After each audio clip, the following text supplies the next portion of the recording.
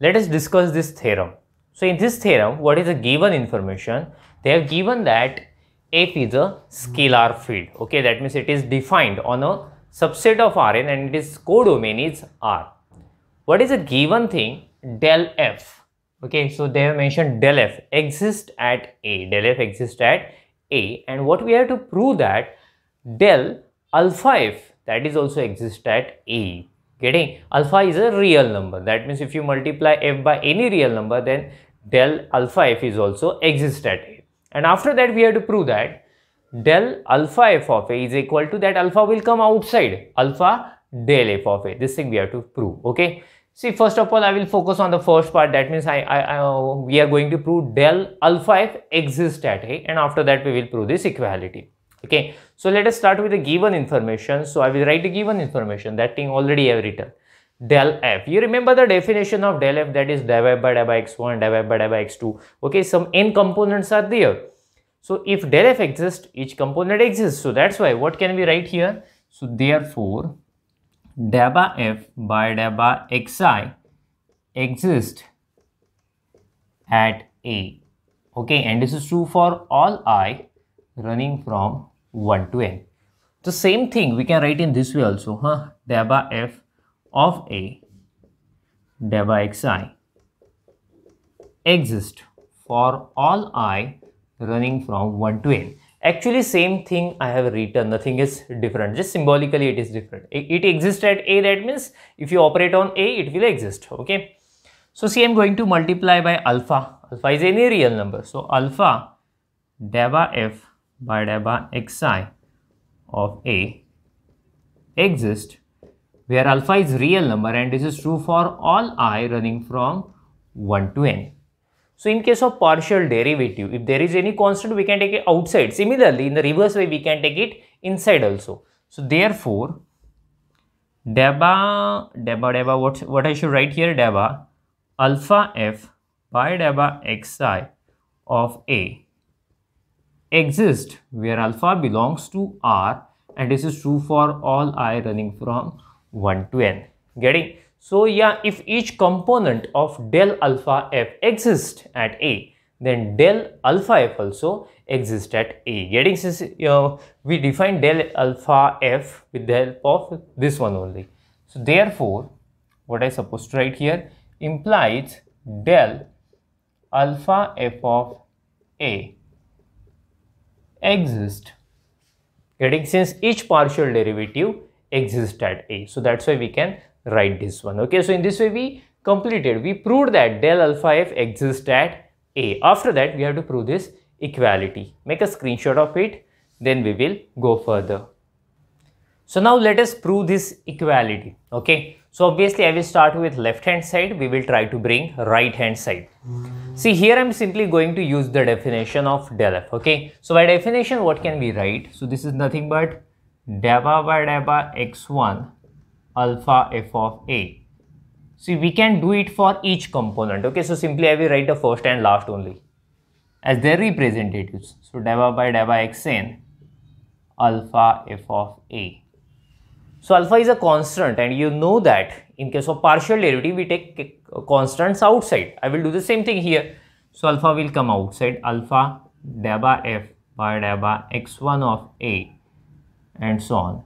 Alpha, here also I will write alpha deba f by deba xn of A.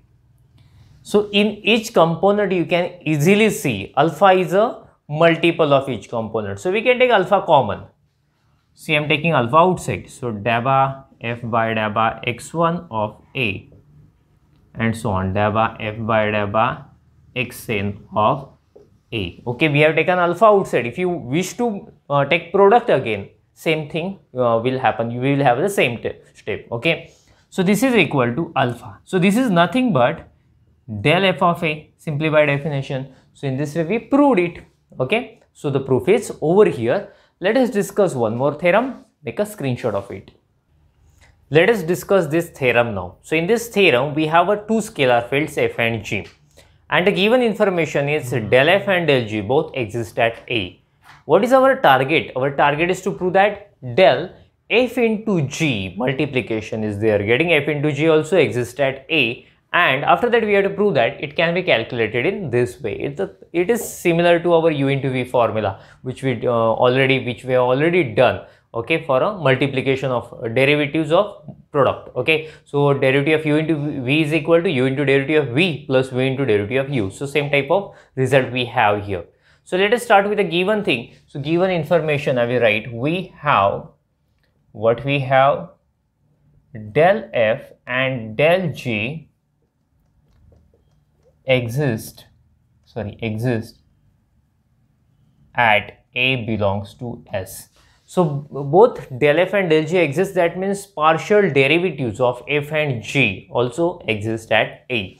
So therefore I can write implies del by f by del by xi of A and del by g by del by xi of A exist. Okay, and this is true for all I running from 1 to n. So we write now del by f by del by xi exist at A. So simply I wrote this one and I wrote exist. Okay, similarly for g also.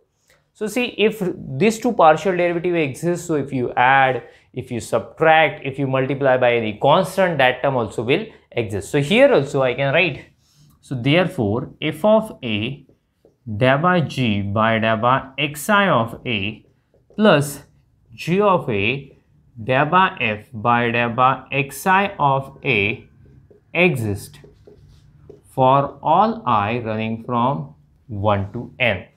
Getting? So that means this two term exists, this two partial derivative exists. So if you multiply by any constants or if you add, that term also will exist. Can you tell me this is nothing but this is u into v formula, getting u into v formula of derivative. So therefore we can write del by del by xi of f into g of A exist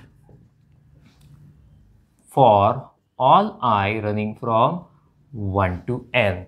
Getting u into v formula, f into derivative of g plus g into derivative of f. Normally we say first into derivative of second plus second to derivative of first. So same thing we have got. See, if each partial derivative of f into g exists at A, so therefore del f into g is also exist at A. So therefore what can we write? So therefore we can write del f into g of A exists. That means del f into g exists at A. So here we prove the first part, del f into g exists at A. So now we have to prove this equality. We will work for it, make a screenshot of it, and then we will go further. So we will start with left hand side and we will try to bring right hand side. What is left hand side? Del f into g of A. Okay, so you remember the definition of del, same definition I am going to use here. So therefore del by x1 of f into g of A and so on del by xn of f into g of A. So there is multiplication and we have to take its derivative, partial derivative obviously. So I can use u into v formula, first into derivative of second plus second to derivative of first. Let us use that formula for each derivative. So therefore f of A del by g by del by x1 of A plus g of A del by f by del by x1 of A.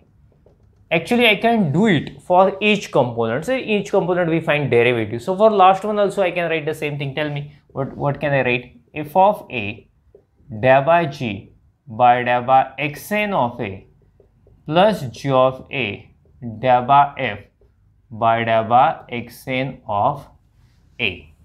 Okay, so addition is there, we can take separate component. Okay, so in this way we can write, so this is f of A del by g by del by x1 of A and so on f of A del by g by del by xn of A. Getting? Plus now the second terms I will collect. What I have done here, I have collected all first terms of each component we have collected here. In second bracket, what will I do? I will consider second terms, okay, of each component. So therefore g of A del by f by del by x1 of A and so on g of A del by f by del by xn of A. See, in each component you can easily find f of A, so we can take it outside. So this is equal to f of A del by g by del by x1 of a and so on, del by g by del by xn of a. What can we do here? We can take g of a common, okay, we can take it outside. So g of a del by f by del by x1 of a and so on, del by f by del by xn of a. So this is equal to f of a. This is nothing but this is definition of del g of a, right? So this is del g of a plus g of a, and that is nothing but del f of a. So in this way we proved the theorem. Okay, make a screenshot of it. After that we will stop. Thank you. Bye bye.